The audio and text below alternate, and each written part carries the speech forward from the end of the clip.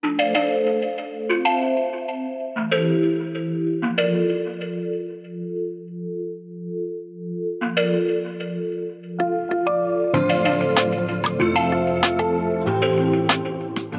nous allons voir aujourd'hui la technique de base en 2 nœuds qui permet de corder une raquette avec 12 mètres de corde en une seule fois. Avec la pince coupante, on coupe en premier les montants. C'est là où il y a la tension la plus importante, et ensuite les travers. Avec l'outil à bout rond, appelé rangeoir, séparez les montants et les travers. Pour enlever plus facilement et rapidement les morceaux de cordage, poussez de l'intérieur vers l'extérieur du cadre.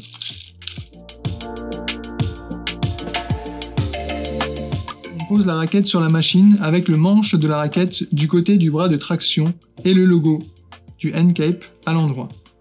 Serrez les mâchoires de la machine à l'aide des grandes vis de serrage, puis serrez les supports de tennis à l'aide des petites vis de serrage. Attention toutefois à ne pas trop serrer la raquette pour pas comprimer le cadre de la raquette et ainsi la déformer. Ajustez le serrage de la pince en fonction de la jauge de la corde. Une pince qui n'est pas suffisamment serrée fait perdre de la tension et brûle la corde. Une pince trop serrée écrase et abîme le cordage. Une fois le calibrage des pinces fait, pensez à couper les extrémités de la corde en biseau à l'aide de la pince coupante. Cela permettra de faciliter le passage de la corde au niveau des travers. Identifiez le nombre de trous sur le pont de la raquette pour savoir où démarrer. Démarrez toujours à l'avant-dernier en partant du centre de la raquette. Introduire le cordage, passer le cordage dans le jonc correspondant de la tête de raquette. Déterminez le nombre de longueurs que vous avez sur le petit côté. Pour cela, comptez le nombre de montants et prendre une longueur supplémentaire pour le nœud.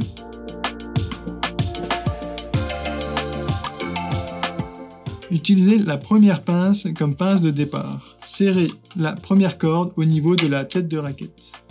Tendre la première corde, puis à l'aide de la deuxième pince, bloquez la corde au niveau du cœur de la raquette. Je vous conseille de toujours garder l'extrémité de la corde en main. Ça vous fera gagner du temps. Chaque corde doit être tendue individuellement. Pour ne pas déformer le cadre, tendez 8 montants pour une raquette avec un pont à 8 trous et 6 montants pour une raquette avec un pont à 6 trous. Les 6 premiers montants de cette raquette sont maintenant tendus. Vous pouvez maintenant équilibrer votre travail de l'autre côté du cadre en tendant les 6 autres montants afin de répartir la tension sur la tête de raquette et d'éviter la déformation du cadre. Puis, appliquez une surtension en appuyant sur la fonction nœud d'un minimum de 2 kg. Ces surtensions à chaque extrémité des montants permettent d'éviter de perdre de la tension au moment du nœud, donc de rééquilibrer l'ensemble du cordage. Pour ne pas être gêné par le nœud lors du passage des premiers travers, on le prépare sans le serrer. En fonction du plan de cordage de la raquette, passez 1, 2 ou 3 travers sans les tendre. Les travers passent sur les montants, en dessous et au-dessus. Le nœud que vous voyez dans cette vidéo est un nœud simple à 2 boucles. Dans un premier temps, effectuez un nœud de sécurité. Effectuez pour cela le tour de la corde montante au-dessus du montant. Tirez sur la corde en formant un angle droit. Le serrage de la boucle de sécurité s'effectue à l'aide de la pince à bosse. Faire à nouveau le tour de la corde montante en passant l'extrémité de la corde dans la boucle formée. Faire une grande boucle en passant l'extrémité de la corde dans la petite boucle. Pour serrer le nœud, tirez sur la grande boucle à l'aide de la pince à bosse pour faire pivoter la pince sur le cadre, puis tirez sur le cordage pour finaliser le nœud. Coupez la corde en biseau plongeant. Passez le doigt pour vérifier que la corde ne dépasse pas du cadre de la raquette. Par souci d'équilibre, le premier travers est aussi majoré en tension.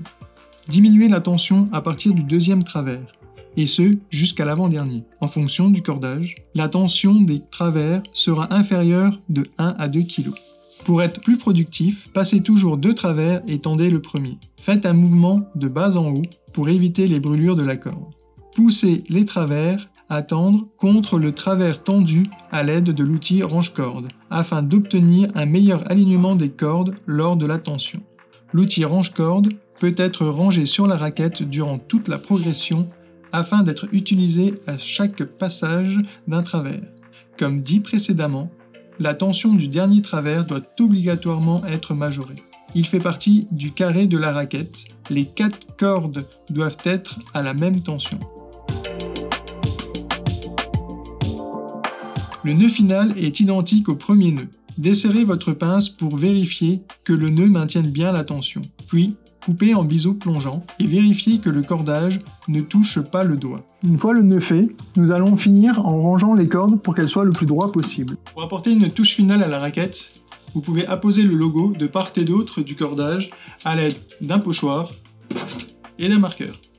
N'hésitez pas à nous poser vos questions, l'équipe Artengo se fera un plaisir de vous répondre.